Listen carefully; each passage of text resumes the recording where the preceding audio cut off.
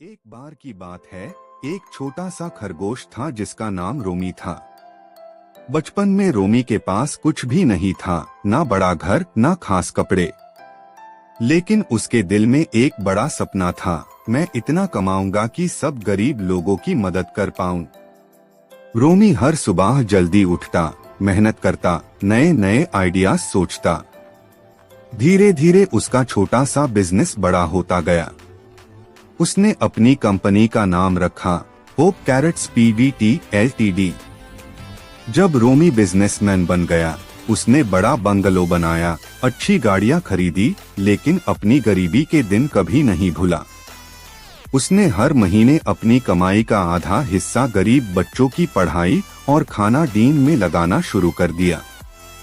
एक दिन एक छोटी सी पेंगोलिन लड़की आई, बोली, सर मेरी माँ बीमार है, मैं पढ़ नहीं सकती। रोमी मुस्कुराकर बोला, अब तू पढ़ सकेगी और तेरी माँ भी ठीक होगी। उसने उसके लिए हॉस्पिटल का खर्चा दिया और स्कूल की फीस भी। जंगल के सब लोग कहते थे, ये खरगोश सिर्फ बिजनेसमैन नहीं, इंसानियत का मिसाल है। रोमी के दिल में एक ही बात थी, दौलत तभी खूबसूरत लगती है जब उसका कुछ हिस्सा दूसरों के काम आए।